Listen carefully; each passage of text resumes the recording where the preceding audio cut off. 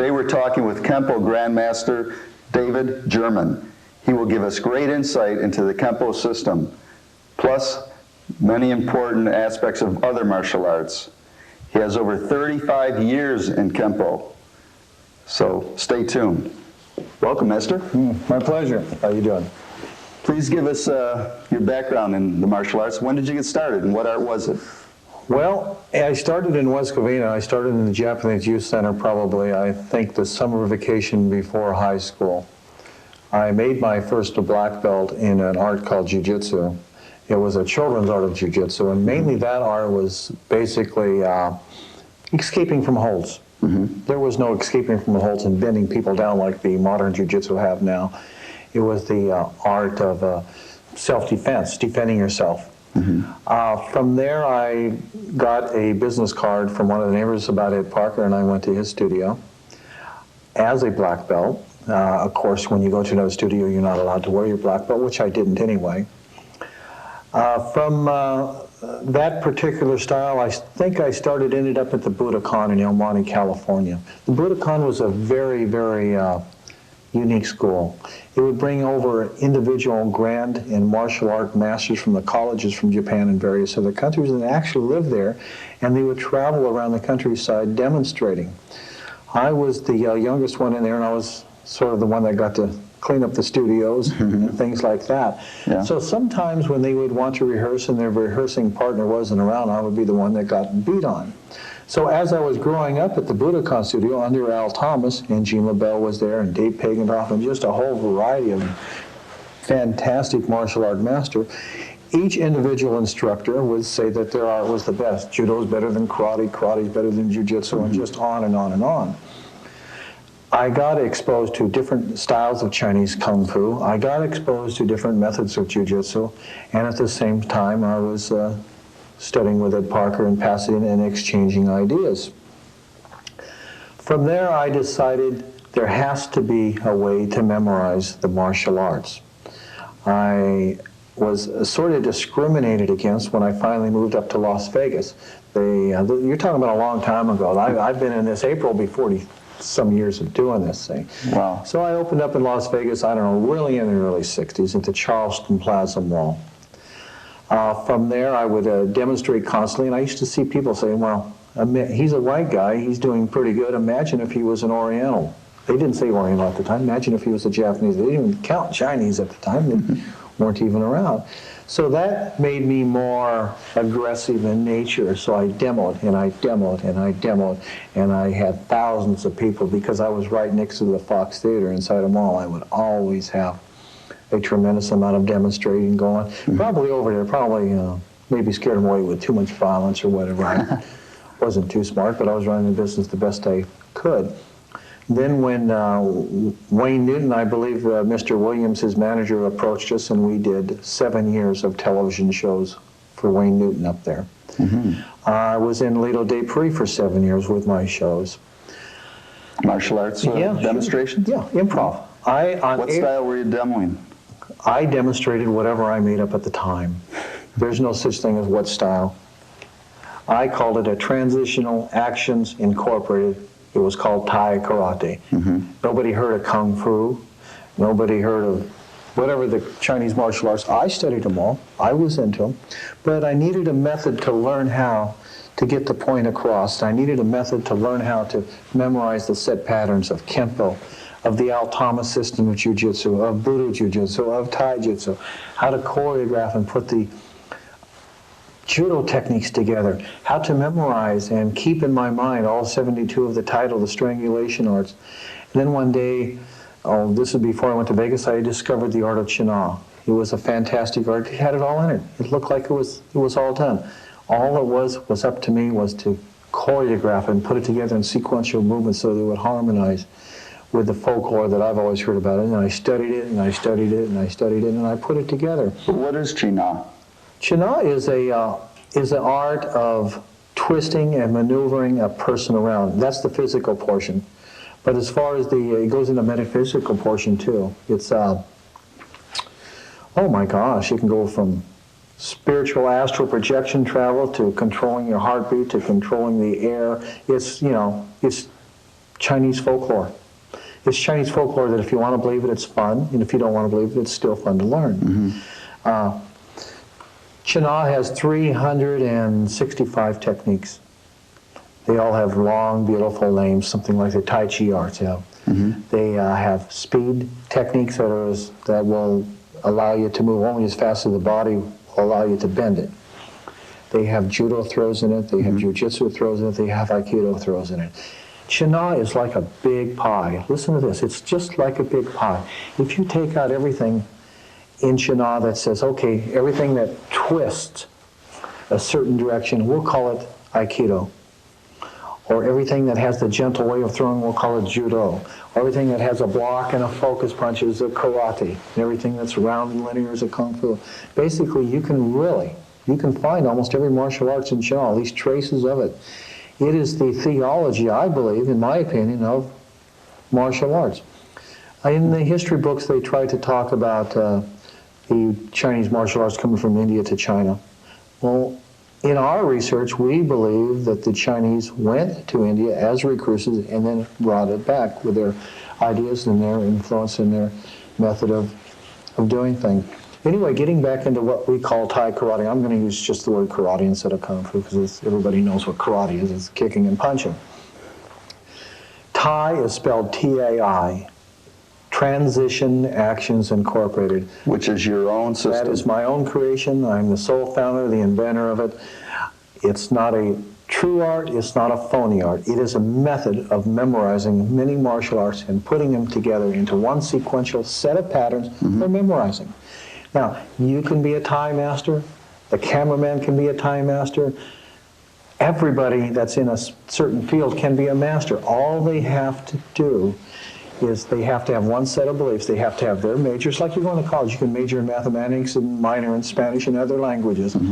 My major at that time, I thought at that time, I loved the Ed Parker system. I liked the way he choreographed. He was an absolute genius, far beyond his time. Once Ed Parker got rid of the excess baggage he had around him, some of these Mickey Mouse instructors that suppressed him, and then his true genius came out, he was just a wonderful, wonderful athlete. Now, when you met him, you were about, what, 16 at the time?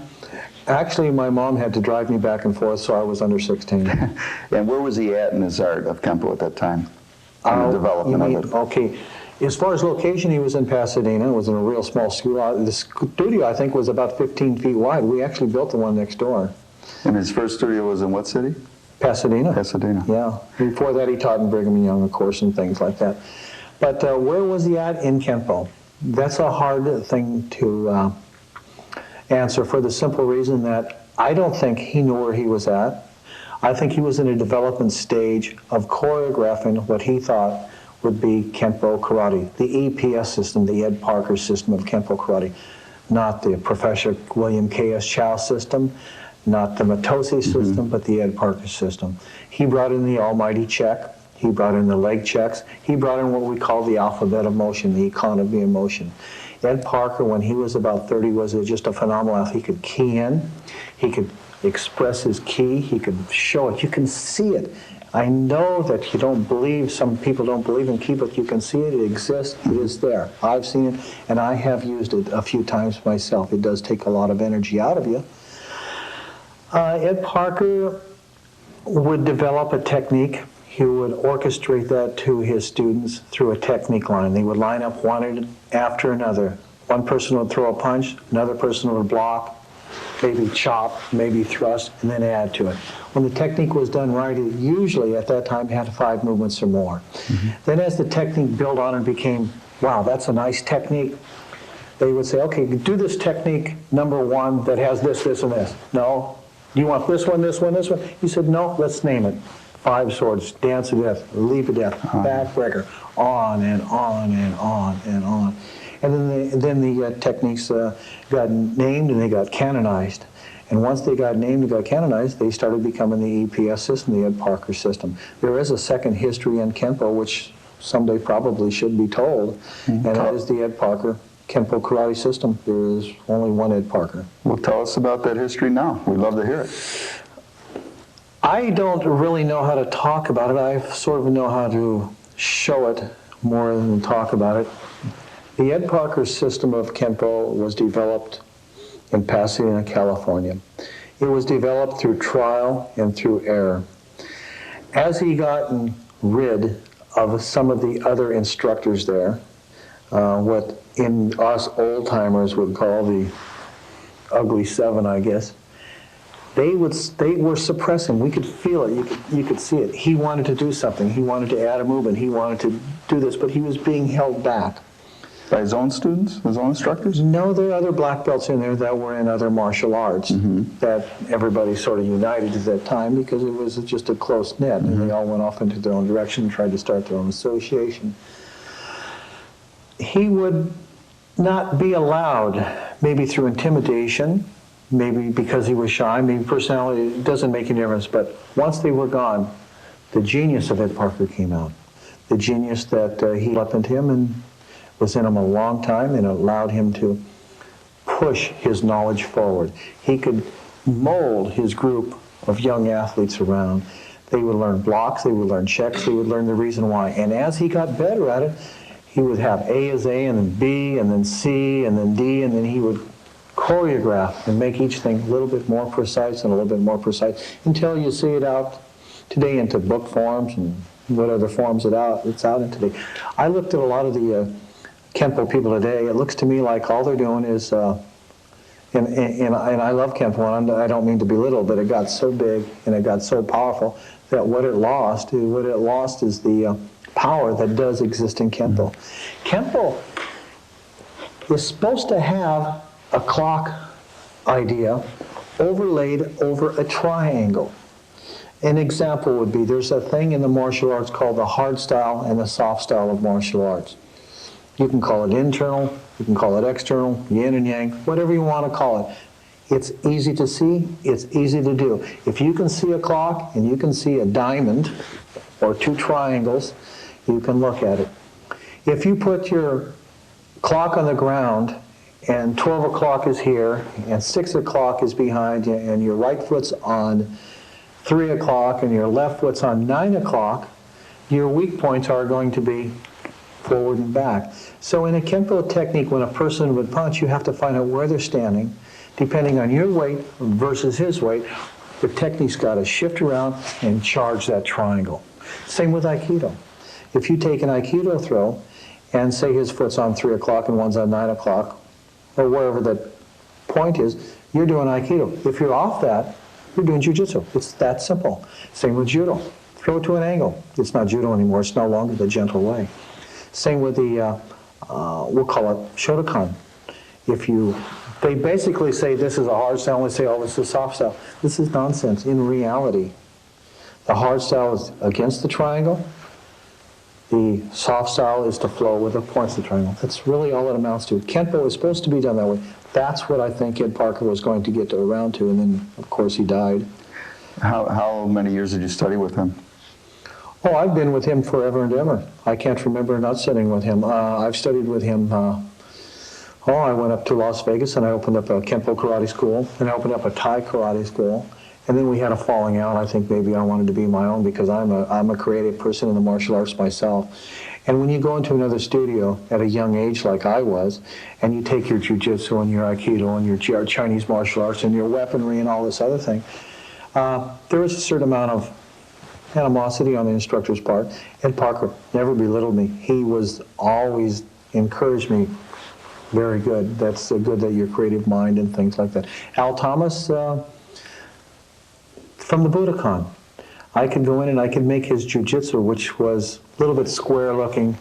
I could sprinkle Kenpo into it. That was my first experience. I could put Kenpo into it, make it look neat. It was a showy, saleable product. Mm-hmm. I could do a Kenpo technique and right in the middle of it put some type of judo or jiu-jitsu throw. And then for the conditioning of it all, I liked the grappling on the ground.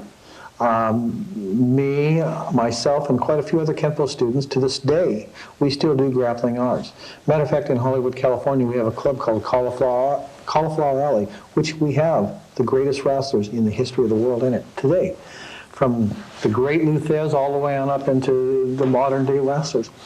And I am the head of the martial art division in there, and the way that they become a member of that, if they ever decide to, is they have to be a martial artist, that has grappling experience. And the only way they get grappling experience is probably through one of the studios that have that type of a product into it.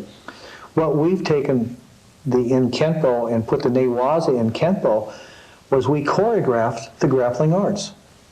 This way it was, again, for memories. And when that's done, we're into what we call Thai. Again, my art is Thai karate. It is a method of memorizing Chinese martial arts. And then we have what we call formulas. It'd be like if someone's going to teach you to count from 1 to 100. If they've never showed you a decimal point, you've got a problem. We show them where the decimal point is.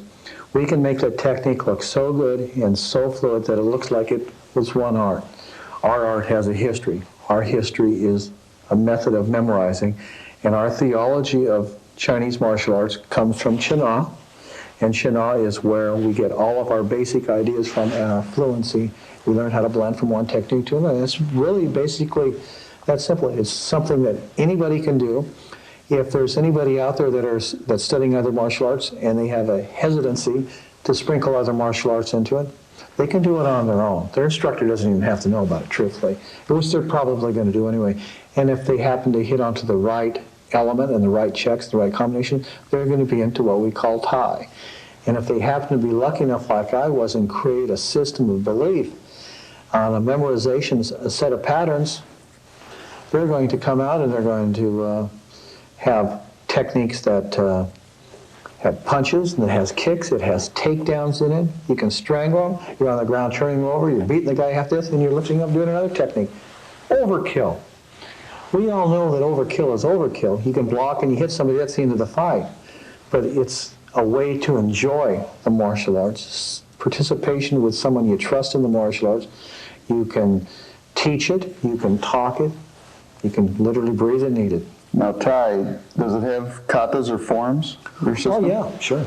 Yeah, it has each sequence of movements, like in martial arts, is like algebra. You have the positive and the negative numbers. When you walk into a Thai karate school, or basically any studio, you're a negative 10 somewhere.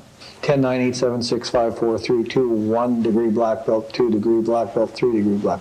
So when you walk in the door of a studio, you are a white belt of some type. Then you probably go to yellow, which might be 8. Then orange is 7. Then 6 is probably green. Then 5 is probably blue. 4 is purple. You know, third round, second round, first round, etc. So you're great in there. But it's really funny because it's a contradictory idea. In Chinese martial arts, we have no bell ranks. But for achievement purposes, we have to have these levels of success for a person to go through. In my whole life, I think I've turned out probably 10, maybe 12 black belts. Period. We've hardly ever given black belts to girls. Not that we discriminate against them or anything else. You have to be mentally and physically tough on the ground. You have to have the ability to grapple. Our premise is if you can't grapple on the ground, you're going to end up on the ground. You're going to miss a kick, you're going to slip a punch, whatever it is. Someone's going to knock you down, and you're down there for a reason. You have to back it up. In the Thai arts, we have, listen, this is almost, I can't even name them, but it's 70-some different weapons. But there is a formula weapon to memorize all these weapons. It is the decimal point system of them all. I trained the gauchos, the troop in Las Vegas, I believe, where they do all those thunder whips. It's something like, maybe you've seen Eric Lee do the steel whips and everything. It's something like that, but the thunder whips are choreographed into movement after movement after movement. We do it with a speed bag, we do it with, we choreograph and we put in sequential patterns, everything in Thai. And if they can't do it, we show them the formula on how they can do it if they ever get around to it so they don't get off pattern. Now, as far as our belt system goes, we have an orange belt, we have an orange belt kata. We do teach all the Kenpo katas, by the way, if anybody would like to learn them. But we teach what's called a transitional art. It all leans into Kenpo. It's basically right-handed type techniques. You have orange, just fancy names like orange belt kata, purple belt kata, blue belt kata, whatever. And then they're graded on how they can do it and their power and how they execute it. Then they're given mandatory movements. For instance, a jumping kick where they slap their foot, a leg take on the ground. They can sprinkle these in and out for competition if they wish. We've had 8-year-old international champions. We've had girl champions. You know, it's not hard to create a champion. It's, you know, if you have the right judges and things like that. We're not a tournament school, although we had our own tournaments in the Wilshire Theater. Matter of fact, we had a tournament there. It was called Ketch, K-E-T-C-H, named after the famous wrestler Garo Kachurian. Garo Kachurian is undefeated wrestling champion in our system. We've had Red Dragon participants, we've had Kung Fu participants, and we built it as karate versus Kung Fu and wrestling versus, whatever the hype of the media is. But what was neat, no points. You won by aggressiveness, submission, or knockout. We run one in the Wilshire. I rented a whole opera house for this.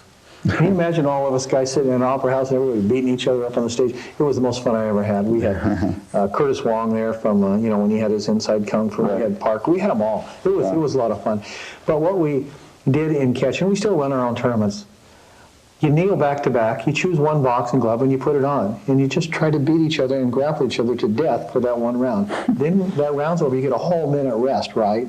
Then you get up and you try to kick each other to death. Then after you get a whole minute rest there, and sometimes I get to be the timekeeper so I can make it go 4 minutes if I want. I'll torture them. And this is on the stage now. And I remember we had Count Billy Barker. We've had some great wrestlers there watching. The third round is boxing. Fine, just boxing. The fourth round is whatever they want to do, and they don't mind the other guy doing back. Now you win by aggressiveness, submission, or knockout. Simple as that. You know something? No one has ever been injured. You know why?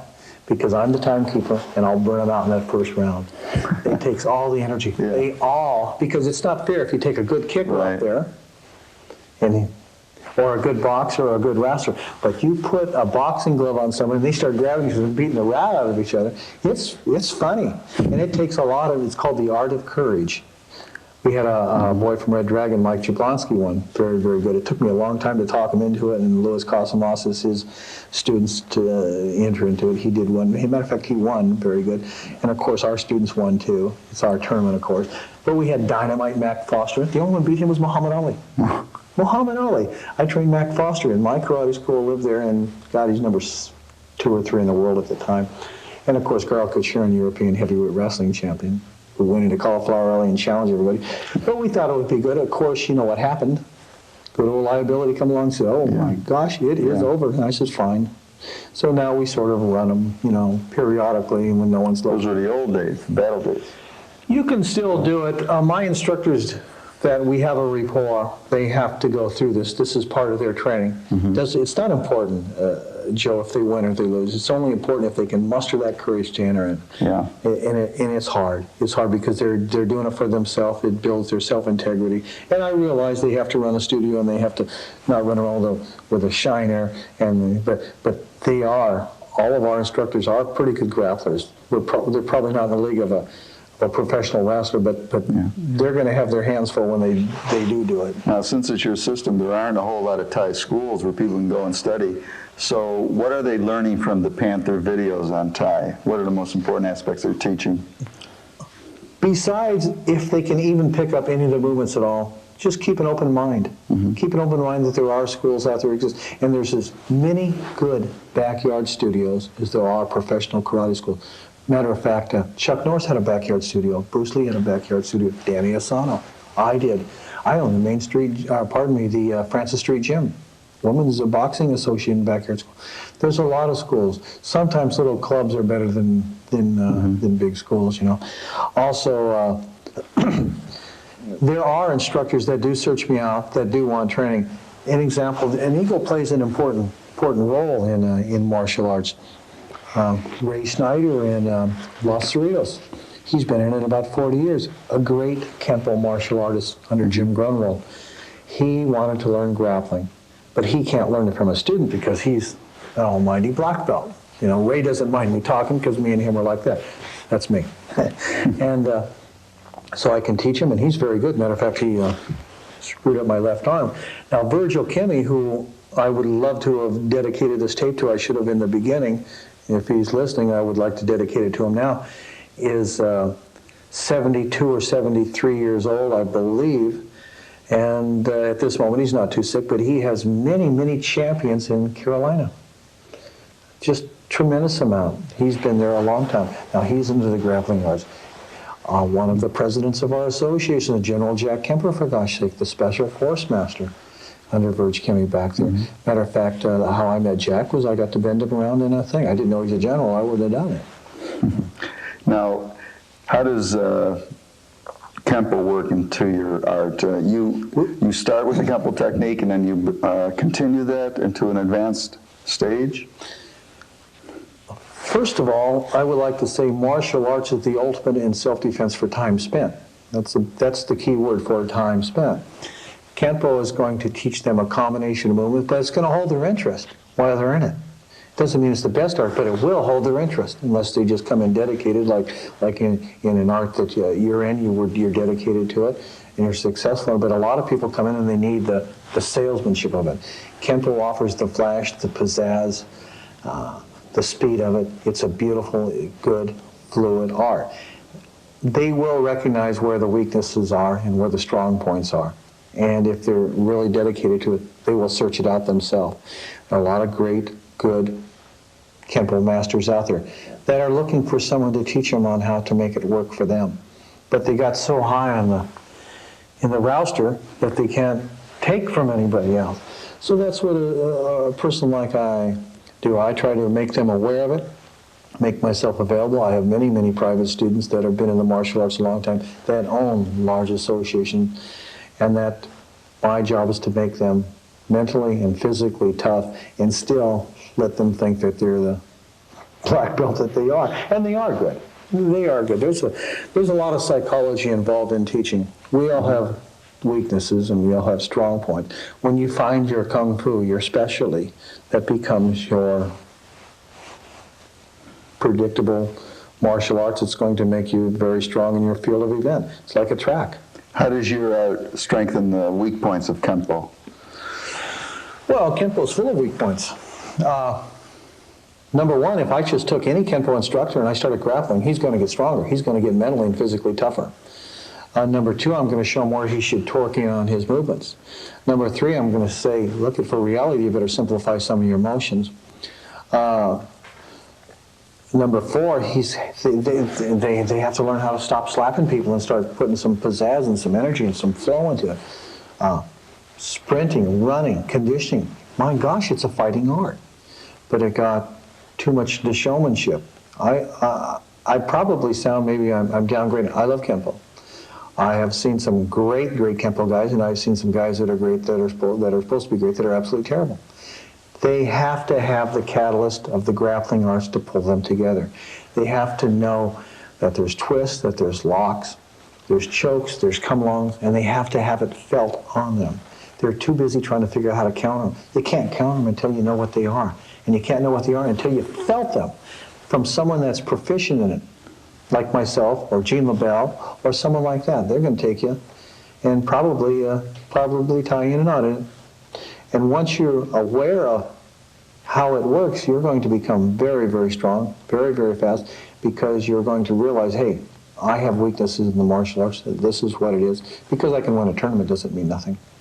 Master, what goes on in a street fight? All the elements, the mental, the physical. What does it take to survive a down-and-out life-or-death fight? Down-and-out life-or-death fight. Well, we'll just start with just a regular basic fight. To be good, you have to have experience. Now, you're either going to go out and get experience by real fighting, and you're going to go to jail, or you're going to have to come as close to reality as you possible. In my opinion, to be a good fighter and use martial arts, you better learn how to box properly. You better learn how to kick properly. You better have a lot of grappling on the arts, and you better know the ballet-type movements of the karate or the kung fus, and you better base it all around your martial arts ability. Now, the grappling is going to build your mind, and it's going to build your body up tough. When that guy hits you with that thunderous punch, and you feel sick all over, and you're half dead with fear, you will survive. You can fight on the ground, 2 or 3 people. It can be done. The main thing is that it's the only way you're going to get experience. You have to get into that type of grappling. It's the only thing that's going to build up the mental and the pain threshold. There's ways to build up the pain threshold. Once the pain threshold is built up, the mental threshold will build up. But when someone approaches you and wants to fight, your adrenaline's going to pump all over, which is going to take a tremendous amount of oxygen. The average good street fighter, they're overrated.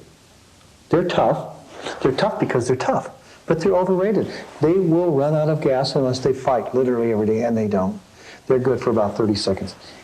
If you can outlast them, and you can keep your cool, and even if he's rallying and you have your hands up and he's beating the rat out of you for 30 seconds, you can come back on him, and you can become victorious. It's a thing called on balance and off balance. If you ever played a musical instrument, a wind instrument, we'll say, like a flute.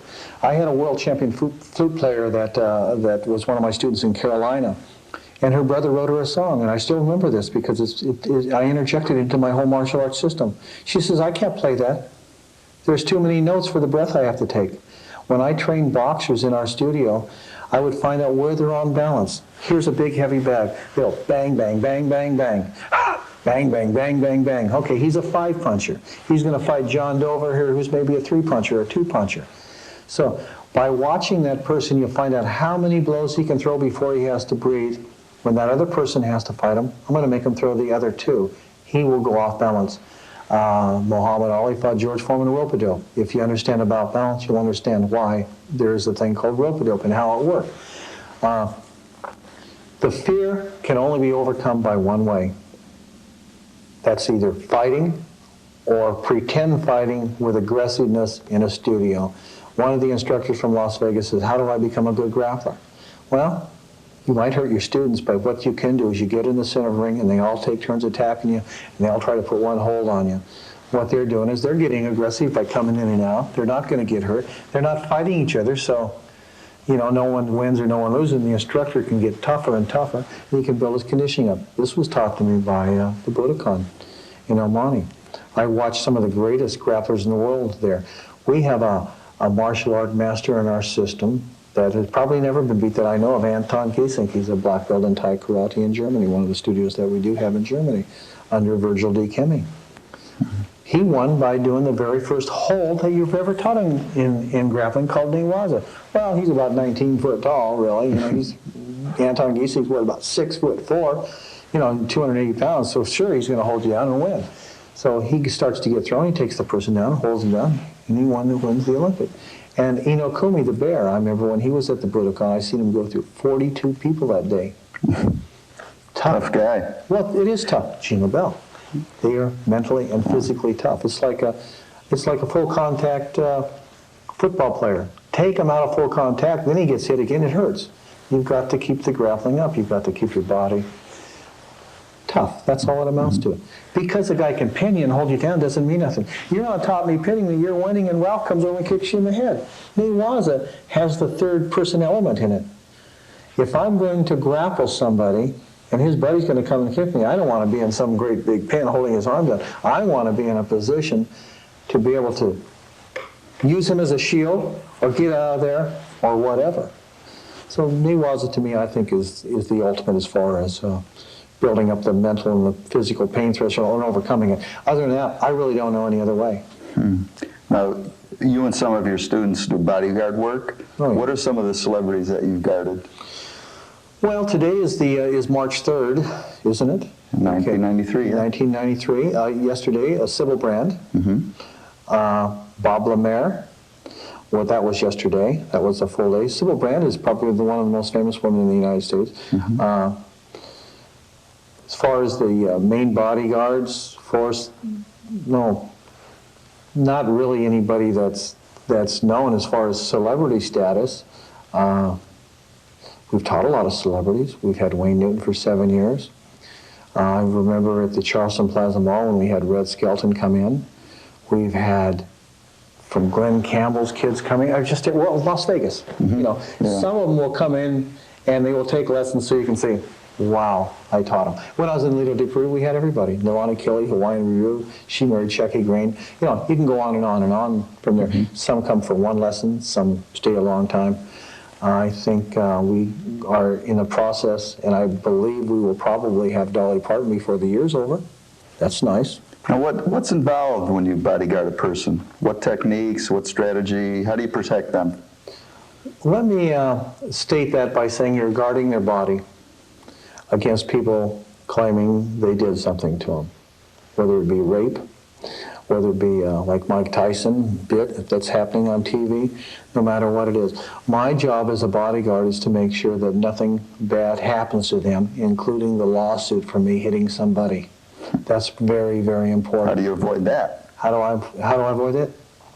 You have a deranged fan coming at them, and I'm a good grappler. That's all. That's the only thing. I will, years ago, you hear Mr. T, I'll take a punch and all. Well, I don't know about taking a punch and all that, but I guarantee they're not going to get to that person. There's no reason to have to kick or punch them. I do have a lot of knowledge in the martial arts, but what my knowledge is I hope I can take whatever they can throw, and my body is physically tough enough to absorb that blow and take them down gently. Mm-hmm. And I have the ability to choke them out, and if not, then, other means have to be procured, of course. Mm-hmm. That's really how I look at it. I'm not there to kick somebody in the groin or take their eye out. That's the easy part. Then they get sued. Mm-hmm. Master, what makes a good instructor? A good instructor should recognize the strong points and the weakness of his students. He should recognize the aggressiveness and the passiveness of his students. He should try to get his students to move and react a certain way and not lie to them if they're going to be good or if they're going to be bad. He should always compliment them properly. Never reprimand them. And if he finds movements they can do, in my opinion, they should be switched to motions that they can do, and then excel from that. It'd be like a track coach. If I'm a track coach and you come to me and say, David, I want to take a track, and you're 300 pounds and 5 foot tall, and I say, okay, you're going to be a hurdler. It's going to be funny. You might learn the form of it, but you're not going to get over it. You might be an excellent pole vaulter. So what they have to do, if they have to recognize what a person can do, and then go on from there, and then branch out from there. That becomes his kung fu or his major. And I think that's probably true with all the martial arts. Some martial arts obviously can't do that. They won't have a certain way, but whether it be a hard focus or a soft focus or whatever, a good instructor should recognize that and then build upon that. Thank you for the valuable information, Master. Thank you.